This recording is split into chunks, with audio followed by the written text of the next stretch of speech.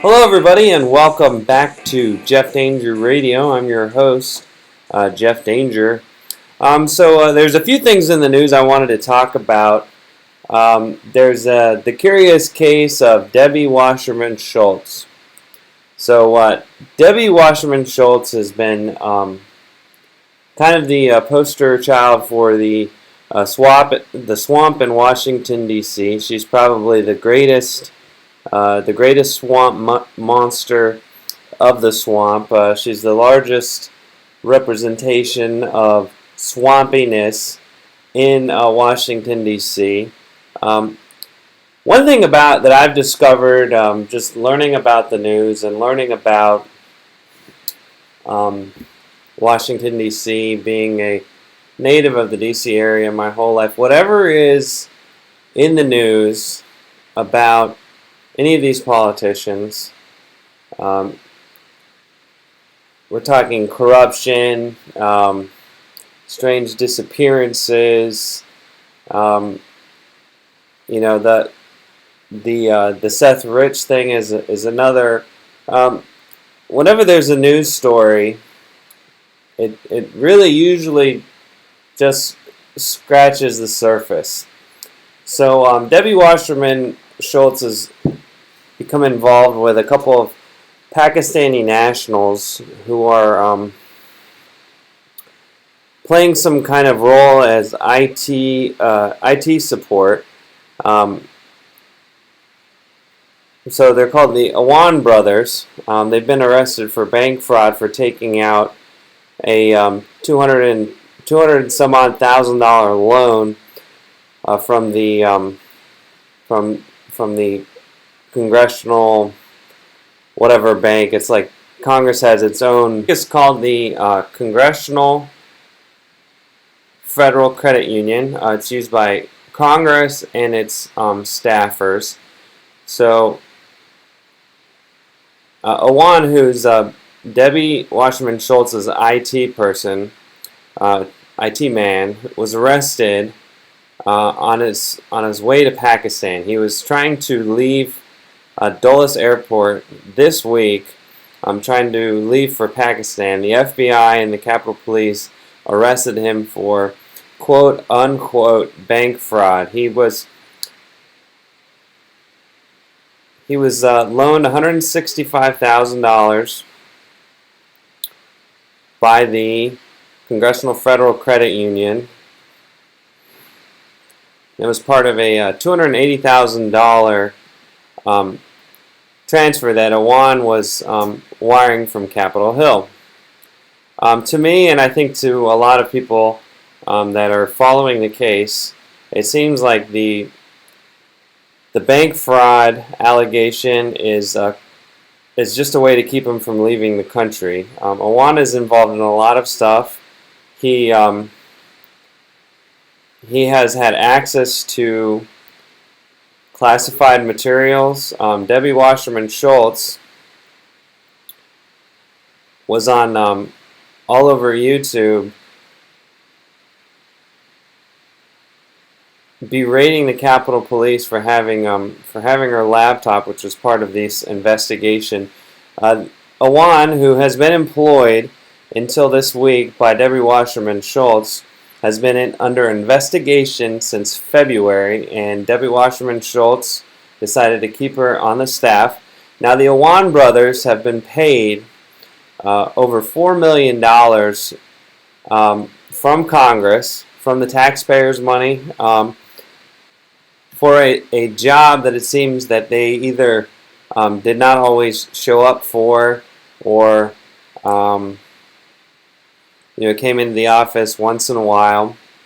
There is something to see here. And if you remember, Debbie Wasserman Schultz was the head of the DNC. She's still a congresswoman from Florida. She's still in Congress. She still has access to congressional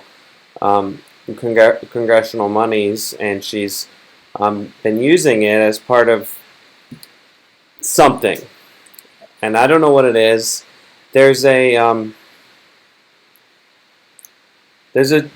tweet by Roger Stone, who is a Trump advisor, and Trump And Roger Stone is a friend of InfoWars and Alex Jones and all that, and he sends a tweet out, and it says, the day before, the evening that Seth Rich was murdered, he was seen with one of the Awan brothers at a bar. And then there's this, I don't really believe that to be true, because there's kind of been this story going around that there's some connection, which there may be a connection between Awan and Rich, but there's like this picture that was posted onto 4chan and has been kind of circulating the interwebs, and it shows somebody with Seth Rich, and it's like they're like at a bar. But if you look onto Seth Rich's Facebook page, which is still up, you'll see the same picture, and it's actually just one of Seth Rich's friends. So there's a lot of stuff going around about Seth Rich and the Awan character, but this Awan character is real, and he has been arrested by the FBI, and and we don't know why. We know, and I have a clip of Debbie Wasserman Schultz getting a little nasty with the Capitol Hill Police, and I'll just have my producer run that. And then lastly, I'd like to know how Capitol Police handle equipment that belongs to a member or a staffer that's been lost within the Capitol complex and found or recovered by one of your officers. What happens? Sure. Well, it's processed on a what's called a PD 81, which is a property record, and depending on the property, depending on how if you can legitimately determine ownership, then it's generally turned back over to the owner of the property. If it's part of an ongoing case, then there are other things that have to occur for that to happen. So if a member says that they have equipment that's been lost and you find it, it would be returned to the member? In the general sense, yes. Okay. You have to identify. You have to be able to positively identify the property and be able to establish ownership. Right. And if ownership is established, if it's part of an ongoing case, then there are additional things that need to be done. but if the member owns the equipment and there is no ongoing case related to that member, then the equipment is supposed to be returned. Right. In a general sense, yes. No, I mean in a specific sense. If the member loses the equipment, says they lose the equipment, Yes, ma'am. and it is found by the Capitol Police, it is supposed to be returned. If ownership has been established, Right. it'll be returned. If it's subject to an ongoing investigation, there are additional things Okay. that need to be turned But over. not an ongoing investigation related to the member. If the equipment belongs to the member, it has been lost, they say it's been lost and it's been identified as that member's, then the Capitol Police is supposed to return it. Correct? Well, it's not I can't give a yes or no answer on that because I know. It's a simple more yes or no parameters. answer. Well, If you if a member loses the equipment yes, ma'am. and it is found by the Capitol Police or your staff, and it is identified as that member's equipment, and the member is not associated with any case, and that is their equipment, it is supposed to be returned, yes or no? Depends on the circumstances. And if the circumstances are. I don't understand how that's possible. Members' equipment is members' equipment. Under my understanding, the Capitol Police is not able to confiscate members' equipment when the member is not under investigation. It is their equipment, and it's supposed to be returned. Well, I think there's extenuating circumstances in this case, and I think that, working through my counsel and, the necessary personnel, if that in fact is the case, and with the permission through the investigation, then we'll return the equipment. But until that's accomplished, I can't return the equipment. I think you're violating the rules when you conduct your business that way, and should expect that there would be consequences. I yield back.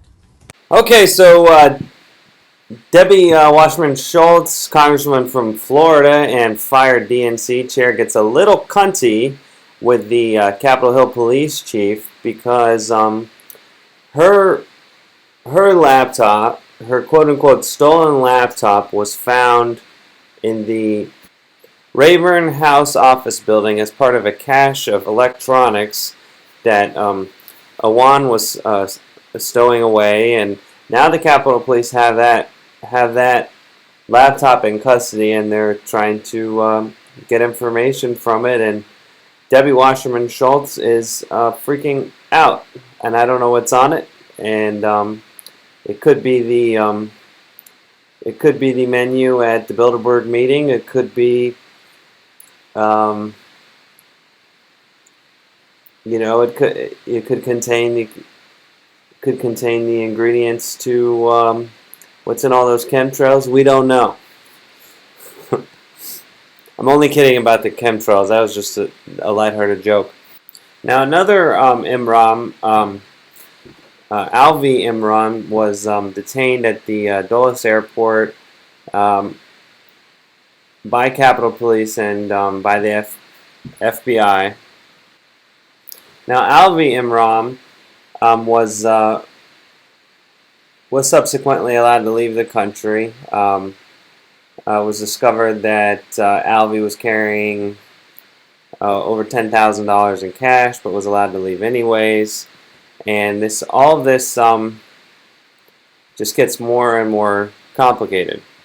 Okay, so that's the latest on what's going on with this IT person that Debbie Wasserman Schultz has hired and has kept on her payroll even 4 months after he was in investigation, and she's trying to get her laptop back, and it all looks really sketchy and weird. And there's a story running about Seth Rich, about the effort to find who murdered Seth Rich. It's not really the investigators. There's a homicide detective who was hired by a Fox News contributor who claims that he was misquoted by Fox News, and he's trying to get $20 million from Fox News. And if you go on Google and you search the facts around Seth Rich's murder or Seth Rich's murder, the only thing that'll come up is it's about 30 links as you scroll down the page about this lawsuit that the homicide detective is waging against Fox News. The Seth Rich thing is weird, and it looks weird because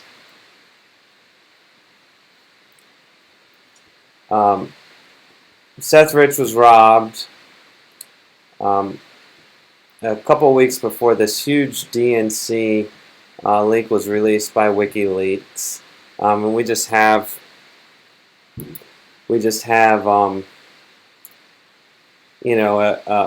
a clip of Julian Assange, who added tons of fuel to the fire, and we have a clip of him. And by the way, this was a while ago. It's old news, but I just wanted to kind of, if you're out there and you're a liberal and you believed that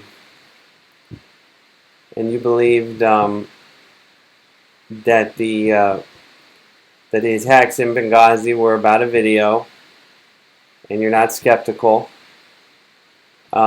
here's kind of something that's a bit strange about the Seth Rich case. Now, this is Julian Assange, and I believe he was speaking from his Ecuadorian hideout in the middle of socialist London. Donald Trump has had a disastrous few weeks. If you look at the polls, he needs a miracle. In the American political lexicon, there's such a thing as the October surprise. The stuff that you're sitting on, is an October surprise in there? Do you even know what you're sitting on? WikiLeaks never sits on material. Whistleblowers go to significant efforts to get us material, and often very significant risks. There's a 27-year-old works for the DNC who was shot in the back, murdered just 2 weeks ago for unknown reasons as he was walking down the street in Washington. So that was just a robbery, I believe, wasn't it? No, there's no finding. So what are you suggesting? What are you suggesting? I'm suggesting that our sources take risks, and they become concerned to see things occurring like that. But was he one of your sources then? I mean, we don't comment on who our sources but are. why make the suggestion about a young guy being shot in the streets of Washington? Because we have to understand how high the stakes are in the United States, and that our sources are, our sources face serious risks. That's why they come to us, so we can protect their anonymity. But it's quite something to suggest a murder. That's basically what you're doing. Well, that others have suggested that. We are investigating to understand what happened in that situation with Seth Rich. I think it is a concerning situation. There's not a conclusion yet. We wouldn't be willing to state a conclusion, but we are concerned about it. And more importantly, a variety of WikiLeaks sources are concerned when that kind of thing happens. Now there's a investigation into Russian hacking in the United States presidential election, but the real story should be DNC hacking of its own primaries. DNC colluded with Hillary Clinton to gain the nomination and basically defrauded Bernie Sanders voters. And there's been speculation that Seth Rich was a Bernie supporter and not a Hillary Clinton loyalist. But what Julian Assange did there is he said that that Seth Rich may or may not be one of my sources, and it's dangerous for sources. And Seth Rich was shot twice in the back. No money was taken from him. He left a bar at 1:30 in the morning, and it took him 3 hours to get outside of his apartment. And he was murdered there. And 2 weeks later, there was a tremendous leak, which was a consequence of a spearphishing attack on John Podesta. So Podesta had to relinquish password information. I think the password that Podesta had was like password, or it was a really easy password, but he relinquished it to a quote-unquote hacker, but it wasn't really a hacking operation. It was a social engineering operation. It's something that you or I would be sophisticated enough to do. After you don't have to be an expert in programming. So this whole thing around the DNC and Wasserman Schultz, it gets more and more interesting and weirder and weirder. And I think the whole Russian thing is like the whole Russian investigation is just trying to cover up all the swamp bullshit that's going on underneath the surface, and a lot of it is poking its head out with these Imran brothers, and the things that we know about what occurred in the 2016 election are worse than the assumptions that the Democrats are making about Trump and Russia. The assumption is that Putin helped Trump get elected, and that this is the assumption that Trump and Putin were friendly about it, and that the campaign had some contact with the Kremlin. If Putin wanted to get Trump elected, he would not talk to Trump. He would just release data to WikiLeaks. But as I said before, it wasn't a hacking operation. It was a phishing operation, and that means like somebody sends you an email and says, input your bank account information in this little box and hit send. I mean, I think it was more sophisticated than that, and they had a lot of information on Podesta to know what emails would look like trusted emails. But at the same time, it was not like the DNC the DNC servers, which might be located in Hillary Clinton's bathroom or not. They might not be located there. It's not like they were cracked open by some elite Russian hacker. So it is so stinky. It is so stinky, and the swamp monsters are all covering for themselves. Republican and Democrat alike. Donald Trump is the elephant in the room. He's smashing all the china, and everybody is freaking out. And we have at least one body, and we have one arrest for quote-unquote bank fraud charges. And the special investigator is still investigating a hoax. So I want to thank you guys for listening to this episode of Jeff Danger Radio. Please like my video even if you don't like it. And please subscribe to my channel. And subscribe to my YouTube channel. Again, I want to thank you guys for listening. And I'll see you next time.